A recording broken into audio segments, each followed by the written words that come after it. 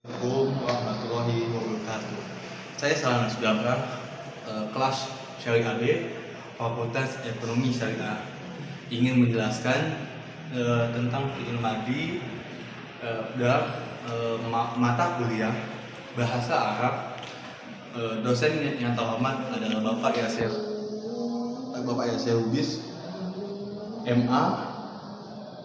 Saya ingin menjelaskan tentang fi'il madhi. Fi'il madhi dalam bahasa Arab ada fi'il madhi. Ada kata kerja yang menunjukkan peristiwa di masa lalu. Dalam beberapa situasi, fi'il madhi juga bisa menyatakan makna mustaqbal, yaitu sekarang waktu, sekarang maupun di masa depan. Fi'il kata kerja adalah fi'il. Fi'il itu kata yang penggunanya dalam kalimat terikat bisa waktu tertentu. Pengertian fi'il madhi ada kata kerja yang menunjukkan aktivitas kita atau perbuatan kita yang di waktu lampau, sebagaimana disebutkan oleh Ali Al-Jahrim dalam kitab Nahu Wadi Al-Fi'u Maudi huwa kullu fi'il yahdul ala kulus amalin bis zaman mahdi, yang artinya walaupun tidak semua bentuk fi'il madhi menunjukkan waktu lampau, tetapi dapat juga menunjukkan waktu sekarang ataupun yang mendatang, sesuai dengan konteks pemakaian dalam kasa, pausa, dan kalimat. Misalnya, faiza qara'tal Qur'ana fastansbila dalam Quran surat ke-16 ayat 98. Terus dapat qara'tal merupakan bentuk fi'il madhi yang tidak menunjukkan waktu lampau, melainkan waktu mendatang karena dilalui oleh zarf zaman. Jadi makna ayat ini menyuruh beristidzah, mohon perlindungan sebelum membaca Al-Quran. Bukan sudah membaca Al-Quran, demikian juga dengan bunyi ayat wa idza kuntum ila sholati fas'ilu wujuhakum. Itu di Quran surat ayat 5, Quran surat ke-5 ayat 6. Contoh verbal dalam bahasa Arab, jumlah fi'ilnya itu ada dua. Yang pertama, dakwala Muhammad, fil Muhammad, artinya Muhammad telah masuk ke rumah. Itu yang pertama. Yang kedua, fatakal babul masjid, itu telah buka pintu masjid. Terus contoh fi'il madhi dalam Al-Quran juga ada 5 menggunakan fi'il madhi dan tertulis dalam Al-Quran. Adapun lafaz atau ayat yang menunjukkan fi'il madhi kami berikan yang di kuning itu supaya memudahkan dipahami dan membaca. Yang pertama, Maidah ayat 75. Di ayat itu yang artinya putra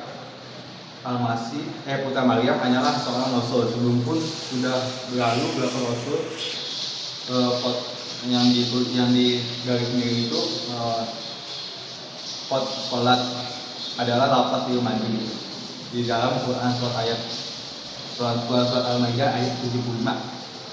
Yang kedua, di surat Al-A'la ayat 2 juga menjelaskan yang artinya dialah yang menjadikan bumi sebagai hamparan bagimu dan langit sebagai atap, dan dialah menurunkan air hujan dari langit lalu dia dihasilkan dengan hujan, itu buah-buahan sebagai rezeki-mu.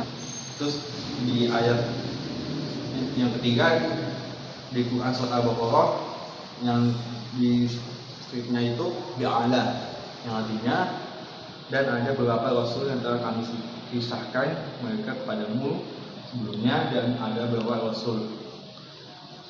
Contoh penulisan fi'il madhi dalam bahasa Arab ada 10. Yang pertama, saya ambil hanya 4 uang. Yang pertama, hasuna, artinya telah berbuat baik. Hasuna tolibu adaban, artinya murid-murid telah melakukan dengan baik. Yang kedua, doa, itu telah melihat, artinya saya melihat atau Madinah, saya telah melihat kota Madinah. Yang ketiga, alima, artinya telah mengetahui. Alima Muhammad, artinya Muhammad telah Al-Quran, itu berarti Muhammad telah mengetahui Al-Quran. Yang keempat, boza, artinya telah menyerbu. Dan berikutnya tanda-tanda fi'il madhi.